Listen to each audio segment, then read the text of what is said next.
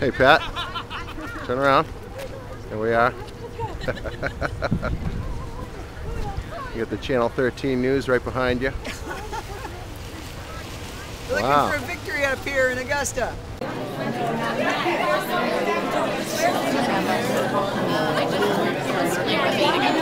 It's very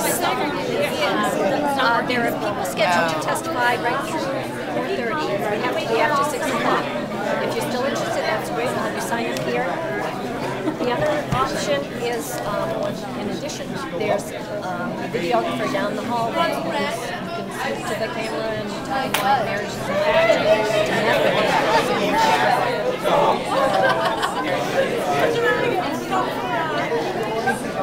Yeah, and if you come back here about 4:30, we will have an idea about what time we're going to come. Check in with us here. Okay.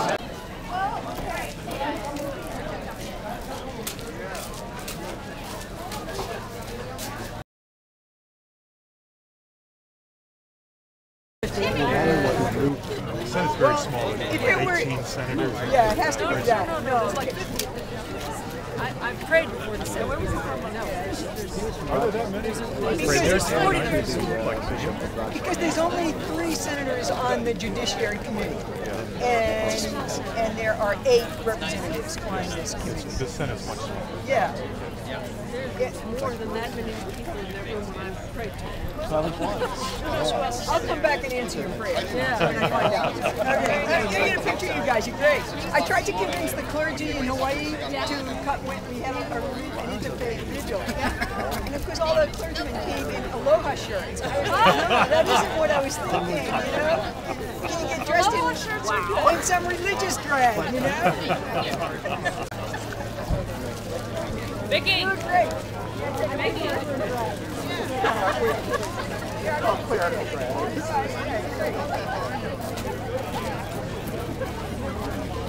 Can I get your shirt real quick? Sure. Excellent. Thank you very much. No problem. Okay, thank you. You're good.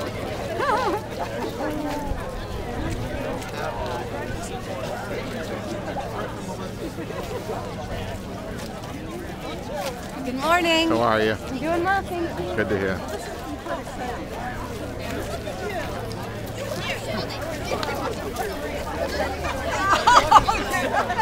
That was good. Oh, now you look too hilarious. Like you think he's going to win. That's all right. Right, I was just going to say, you haven't been at my Actually, you know, I should be going like this. Right? Yeah, right. Okay, look at the 3 of you, if you don't mind. That's what I said. Thanks. So I'll ask you this question. Concedes that Maine couples in a legal domestic partnership already have most, but not all, of the rights of married heterosexual couples. Not having all of the same rights, isn't this the very definition of discrimination? It should be of grave concern to anyone committed to civil rights that the same-sex couples in our state seeking a marriage license are told gays and lesbians need not apply. However, the institution of marriage can only be strengthened by increasing the number of loving married couples and families, be they straight, gay, or lesbian. No one group owns the definition and meaning of the term marriage. My husband and I prepared for our own marriage 16 years ago. The thought that we could be legally prohibited from marrying would have been inconceivable. Please take a moment to reflect on what it would have meant to you if the state prohibited you from marrying the person you love. Imagine being told that your marriage, if allowed to happen, would wreck the fabric of society. You would not tolerate this, nor should you. As state legislators, we have an obligation to ensure that all have full and equal access to all that our state has to offer, including the legal recognition and protection of marriage. Until we pass this legislation, same-sex couples will continue to be seen as second class. This is a cruel reality that I find shamefully unnecessary and utterly un-American. The institution of marriage is not a country representative from that welcomes these people and excludes those people. We are better than that. I urge you to do the right thing and send this bill as ought to pass the Senate and House for a full vote.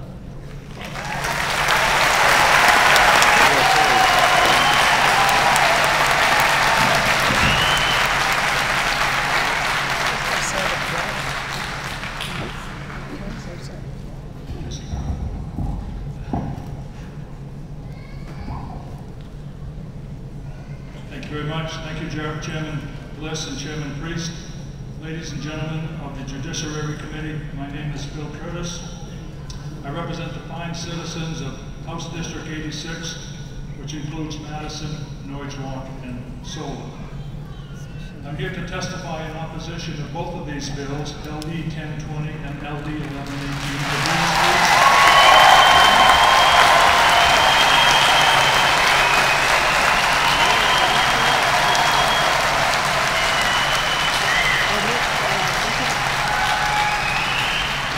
My first reason for opposing both of these bills is the fact that either of these bills, if enacted into law, will have a very negative impact on the families of the state of Maine as we know it.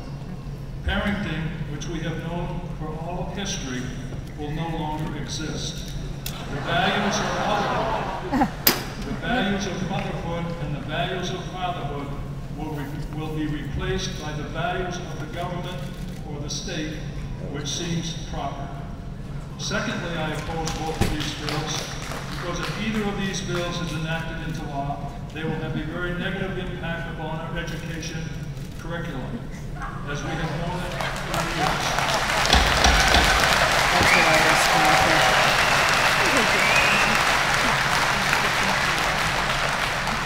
I would really caution both sides to be respectful of the people who speak on the other side. Please offer people the same courtesy that you expect them to give to the people who are on your side of this issue. Representative? Thank you, Mr. Chairman. Curriculum as we have known it. Classrooms of all ages will become gender neutral. Children from preschool and on will be taught at taxpayers' expense, I might add, that moms and dads no longer exist. Now I know I'm simply a farm boy from Central Maine, but I learned many years ago that children do not happen without a mom and without a dad.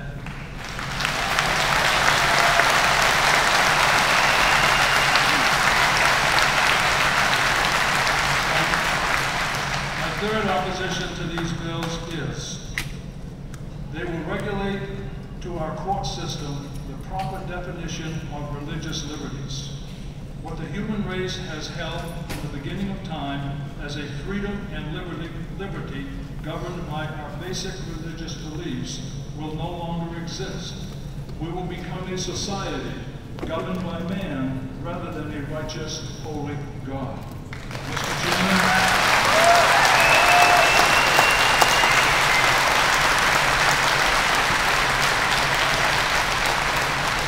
Mr. Chairman, ladies and gentlemen of the Judiciary Committee, I would leave you with these thoughts.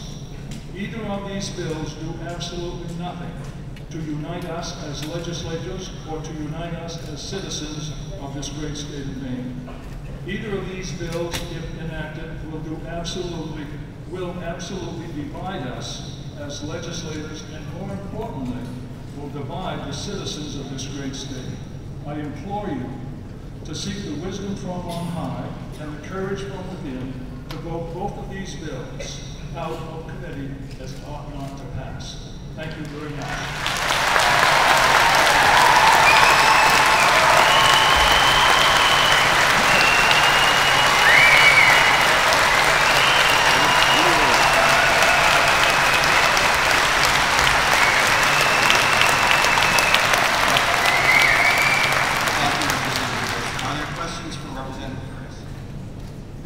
Ladies and gentlemen.